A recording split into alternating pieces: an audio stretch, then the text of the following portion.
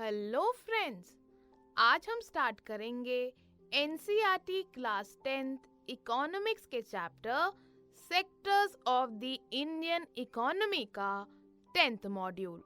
Friends, पिछले module में हमने ऑर्गेनाइज सेक्टर को डिटेल में पढ़ा था।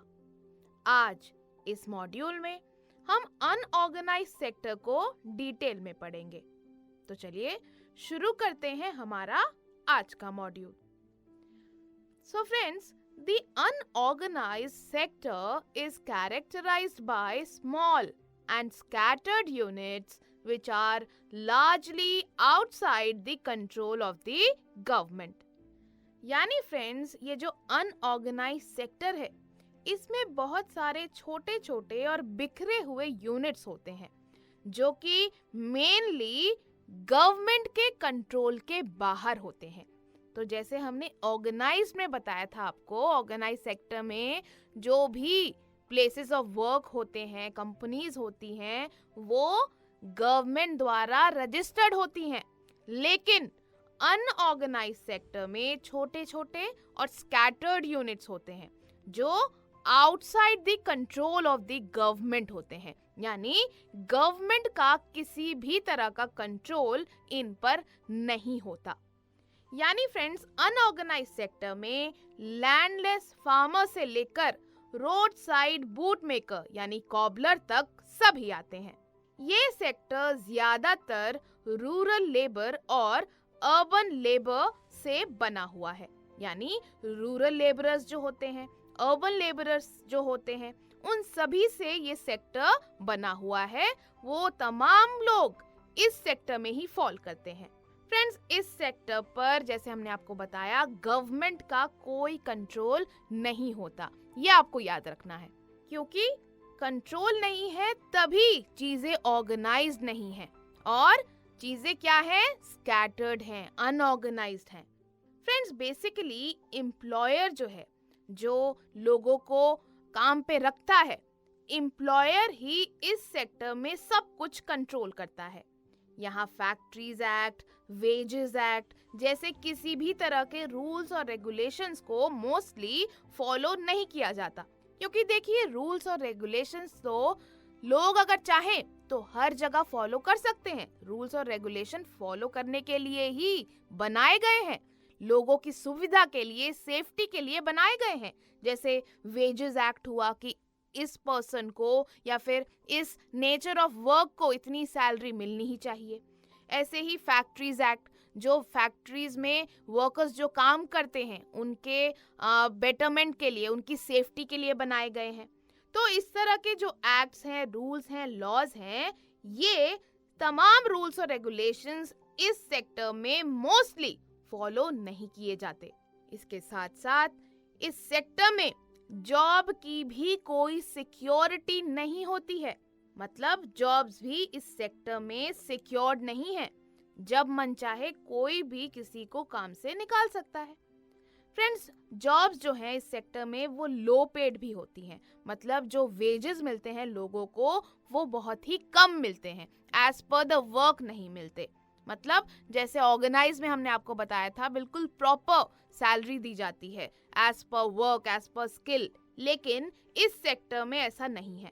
साथ ही फ्रेंड्स, जो वेजेस हैं वो रेगुलर नहीं होती यहाँ पर। जैसे हमने आपको ऑर्गेनाइज में बताया था कि अगर कोई पर्सन ऑर्गेनाइज सेक्टर में काम कर रहा है तो उसको सैलरी रेगुलरली मिलती है ना। बट यहाँ पर इस सेक्टर में ऐसा नहीं है। जॉब्स भी इस सेक्टर में लो पेड होती हैं और रेगुलर भी नहीं होती। जॉब्स भी रेगुलर नहीं होती और ना ही सैलरी रेगुलर होती है। फ्रेंड्स, इसके साथ साथ एम्प्लॉयर जो है कभी भी अपने एम्प्लॉय को जॉब से निकाल सकता है। जैसे हमने आपको बताया अभी कि जॉब की कोई सिक्योरिटी नहीं होती। तो जो एम्प्लॉयर है, जो ओनर है कंपनी का, जो मालिक है, वो कभी भी वर्कर को जॉब से निकाल सकता है विदाउट एनी रीजन।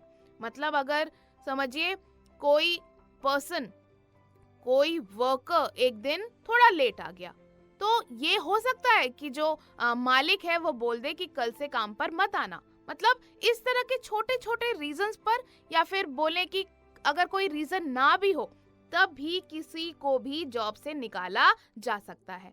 और सपोज काम कम है और सीजन नहीं है काम का, तब भी एम्प्लॉय जो है उसको बोला जा सकता है एम्प्लॉयर द्वारा कि आप कल से मत आना। जैसे सपोज आइसक्रीम की फैक्ट्री है कोई छोटी सी, वहां पर सीजन नहीं है, आइसक्रीम नहीं बिक रही उस छोटी फैक्ट्री की, तो बोल दिया कि कल से मत आना।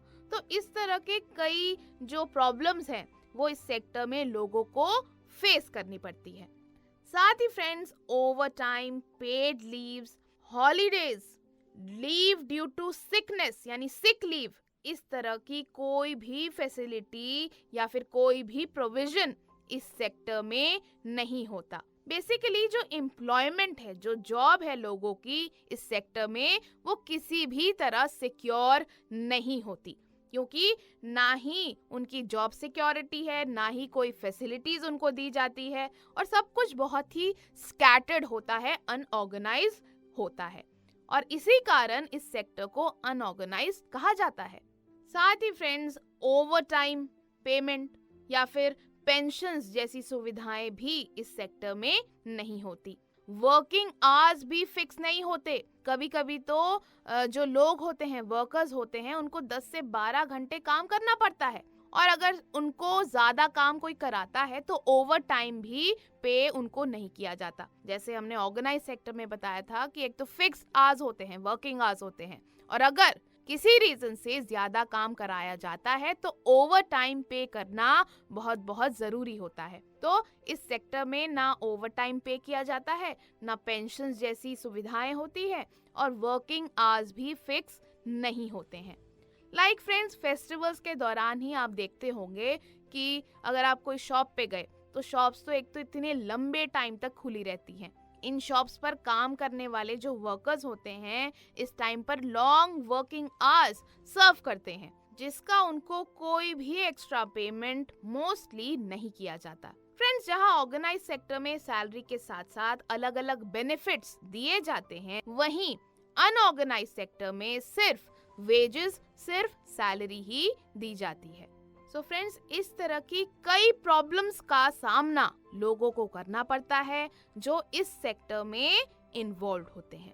फ्रेंड्स, इस सेक्टर में large number of people included होते हैं जो स्मॉल जॉब्स में एम्प्लॉयड होते हैं, या फिर खुद ही कुछ काम जो कर रहे हैं उस तरह के लोग इस सेक्टर में इंक्लूडेड होते हैं। जैसे स्ट्रीट साइड वेंडर्स हो गए, जैसे आपने सब्जी के ठेले देखे होंगे या फिर छोटे छोटे फूड स्टॉल्स आपने देखे होंगे, तो ये भी अनऑर्गेनाइज सेक्टर का ही हिस्सा होते हैं। साथ ही जो रिपेयर वर्क करते हैं, प्रेशर कुकर ठीक कर दिया, इलेक्ट्रिसिटी वाले जो रिपेयर वर्क करते हैं, उस तरह के लोग भी जो अपना छोटा मोटा काम करके अपना लाइवलीहुड कमाते हैं, वो भी अनऑर्गेनाइज सेक्टर का ही हिस्सा है। सिमिलरली फ्रेंड्स, फार्मर्स भी अनऑर्गेनाइज सेक्टर का ही पार्ट होते हैं, क्योंकि देखिए कोई भी गवर्नमेंट से तो रजिस्टर्ड होते नहीं है फार्मर्स, तो फार्मर्स भी इसी सेक्टर का हिस्सा होते हैं। और साथ ही लैंडलेस लेबरर्स हो गए, वो भी इस सेक्टर में आते हैं। जैसे एक बड़ा किसान है, उसने लैंडलेस लेबर को रख लिया अपने फील्ड पर काम करने के लिए, तो जिस दिन वो लैंडलेस लेबरर यानी लैंडलेस लेबरर जिसके पास लैंड नहीं है, तो वो बड़े फार्मर के यहाँ वो लोग काम करते हैं। जिस दिन वो लोग काम करते हैं उस दिन के पैसे मिल जाते हैं, और जिस दिन नहीं आते पैसे नहीं मिलते। तो इस तरह के जो लैंडलेस लेबरर्स होते हैं, फार्मर्स जो हैं, वो सभी इसी सेक्टर का हिस्सा होते हैं। तो फ्रेंड्स, देखा आपने, पिछले मॉड्यूल में हमने ऑर्गेनाइज सेक्टर को पढ़ा, और इस मॉड्यूल में हमने अनऑर्गेनाइज सेक्टर के बारे में पढ़ा। Friends, unorganized sector is outside the control of the government. There are rules and regulations, but these are not followed. Jobs here are low paid and often not regular. Along with this, friends, there is no provision for overtime, paid leaves, holidays, or leaves due to sickness. Employment is also not secure.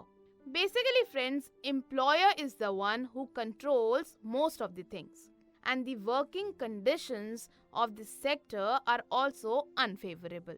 तो friends, ये था हमारा आज का module.